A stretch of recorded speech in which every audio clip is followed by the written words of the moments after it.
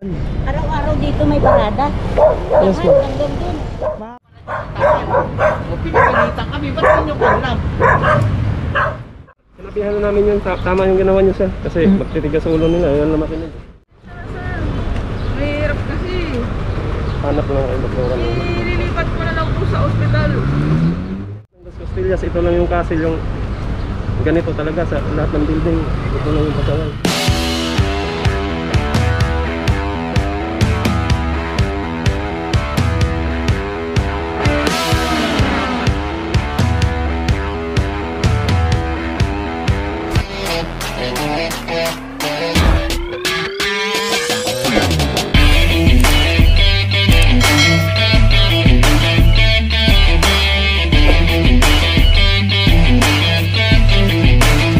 Magandang umaga mga kano. Araw po ng Miyerkules, October 27, 2021. King Cortez pa rin po tayo ngayong araw na to. Kita naman po natin yung mga sasakyan na nakabalagbag yung pagkakaparada. Isang Toyota Vios at saka isang Hi-Ace. Ayan, good morning at nilalagyan na po nila ng lamp ang dalawang sasakyan dito. Tapos po pala natin 7:38 ng umaga. Sa may 7-Eleven po ito, diniretso po natin. Nandito po yung ating pagbibilhan ng bulaklak, yung dangwa. At ito yung mga inabutang mga sasakyan talaga, naka-obstruct sa buong bangketa. Kita nyo naman po, halos lumagpas pa sa ating kalsada. Ayan na po yung puting guhit, oh. Unattended po parehas, isang van at saka isang sasakyang Vios. Ayan na po, ginagawa na po ng notice ng ating team leader, Sir Nomer Cortez. Kung may tao lang po sana ito, pwede naman pong paalisin ng ating team na kung saan ay aayusin ninyo yung pagkakaparada. Hindi po yung ganito, nakabalagbag sa bangketa.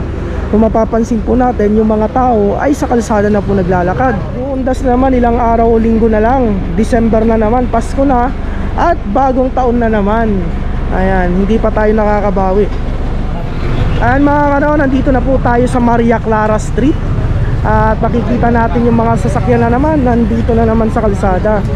Nung nakaraang dito tayo nagkaroon ng pag-ikot, ay sabi ng mga taga rito ay halos gawin na po nilang tahanan ng sasakyan o garahe itong kalsada rito. Nalagyan na po ng clamp at kita naman po natin na harapan at saka likod ay unattended, wala pong katao-tao.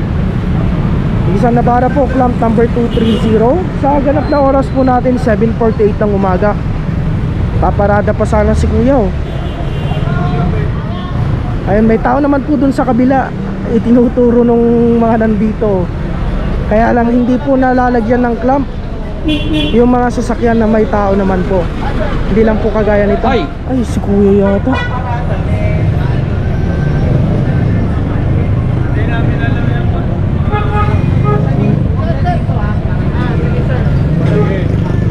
Okay, may designated na parking pala po sila. Nandun sa kabila, doon sa paloob. Kaya lang, bawal dito. May designated pala na parking.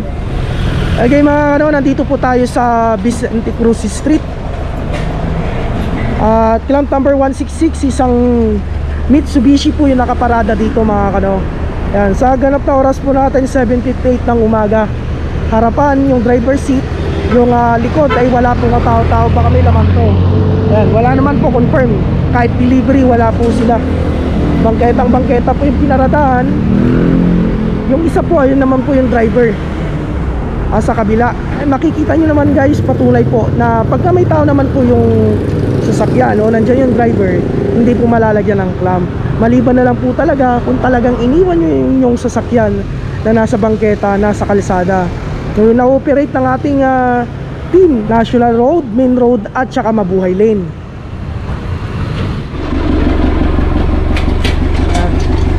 Vicente Cruz Street mga kano, Ranger. Clamp number 223 mga kano, corner po ng Loyola Street. At grabe, Ford Ranger. Ganap na oras mo natin 8:09 ng umaga. Harap at likod po, wala pong tao, lalong-lalo na sa driver seat. Clamp number 223. Ayan po mga kano, iniiwanan na po ng notice at kasado na po yung clamp. Yeah! Andito na po tayo sa Blooming Street mga kano. Corner po ng G. Tuason. 8:40 po ng umaga. At ayan na po, malalagyan po ng clamp. Unattended po harap at saka likod.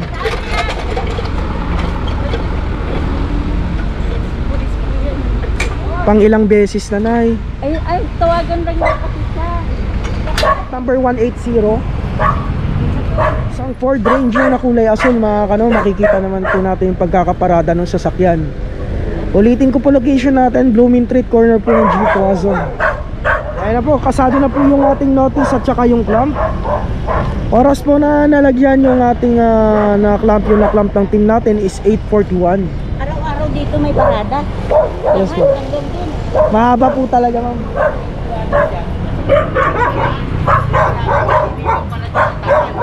O pinagalitan kami, ba't ninyo ko alam? Huwag kayo tatanggal ng ibibilin lang. Binilin lang sa inyo po. Ay naku. Binilin lang pala tong sasakyan na to, tapos sa pulis daw ang sabi ni ate. So sa kanya nang galing po, nasa pulis yung sasakyan ha. Hindi tayo basta-basta nagbabanggit pag hindi nila sinabi.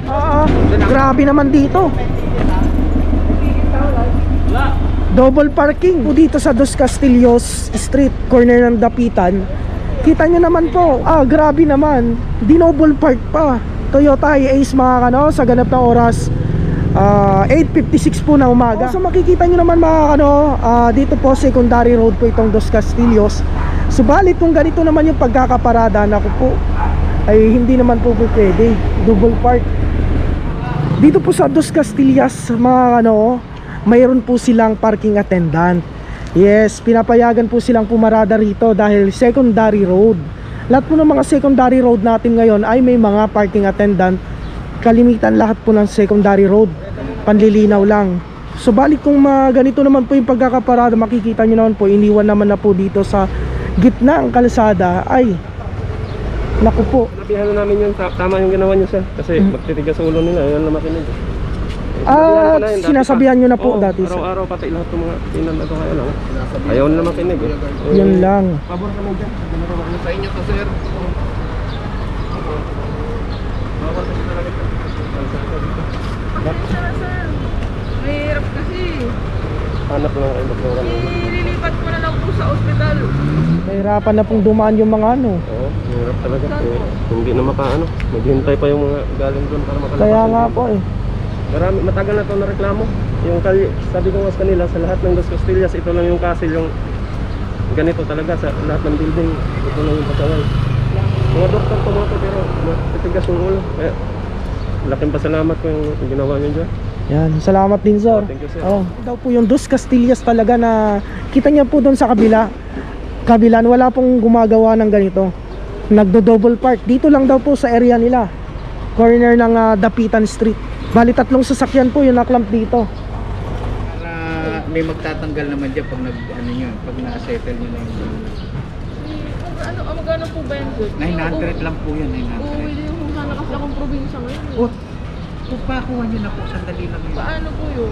Dalhin na po yung papel sa opisina. Sa opisina? Central Market po. Opo. Saan po? Dito lang po papuntang Quiapo, Quezon Ball, tabi ng City papel Jail. po? Andun po sa sasakyan. Nakalagay. Ito lang. Kalimitan daw po kasi ng mga nakatira dito, doktor. Kaya ayan po, nalagyan po sila ng clamp. Double park eh. Dito lang daw yung Dos Castillas na nagdo-double park, pasaway.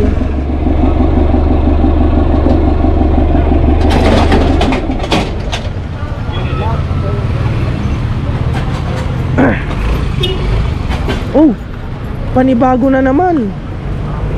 Iba yung kanina, iba na naman yung ngayon. Ito yung kanina.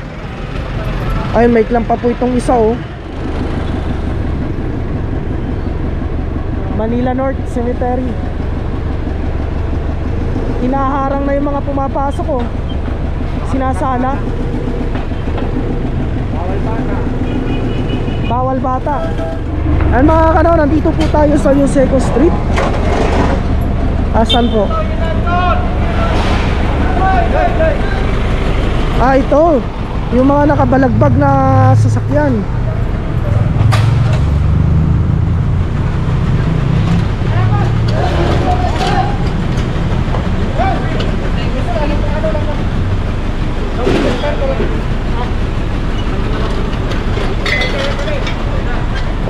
Itong isa.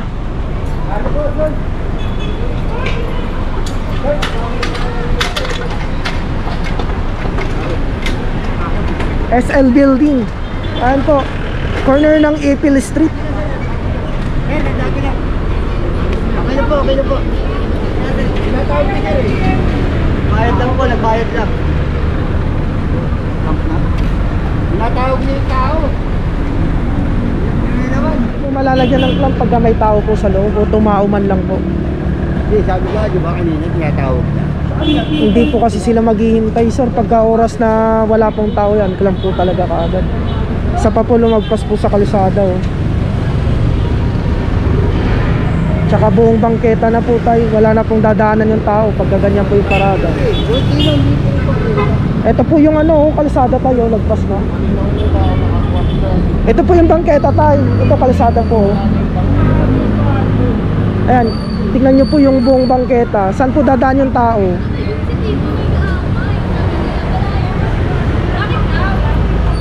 Yuseco Street, corner pa rin po tayo ng Ipil. Ayun po yung isang sasakyan na clamp po doon sa kabila. Isang Mitsubishi kulay pula. Sa ganap na oras po, 9:26 po ng umaga. Clamp number 161. Bali ito sasakyan po na paggigitnaan po ng corner ng Ilostre at saka ng Ipil Street. Nandito po tayo sa Yuseco. Yung isang sasakyan po na nandun na lumagpas ng kalsada na ipinipilit po nasa bangketa, nalagyan na rin po ng notice at saka ng clamp. Ito po ginagawa na rin po ng notice di sir. Ay, double check po natin. Ayan po yung pagkakakabit ng ating clamp. Maayos naman po at goma po yung nakadikit sa kanilang mags. Alright mga kano, nandito na po tayo sa Masangkay. Masangkay Street po, isang sasakyan na kulay pink Discovery. Yung isa po may tao naman. One side parking po dito sa area ng Masangkay. Ganap na oras po natin 9:44 po ng umaga, clamp number 212. At ayan, kinukunan po ng anggulo, litrato yung bawat anggulo ng sasakyan.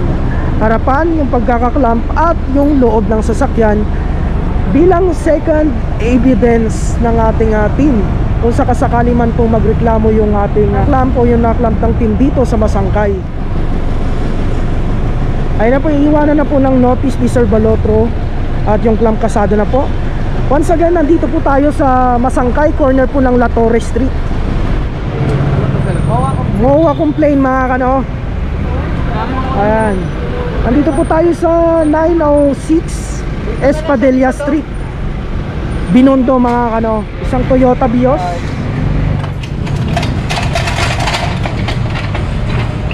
Complaint po ito pala dito sa tapat mismo mga kano. Ayan o, may complaint po sila mismo. Pipirmahin po sila dun sa notice natin dahil sila po yung nag-complain dito. Ulitin ko po guys, nandito tayo sa Espadilla Street, Ongpin, Binondo. Sino ba dapat nakaparada dito sir? GRS agency po. GRS Agency. Basta na lang pinarada dito to. Yun lang.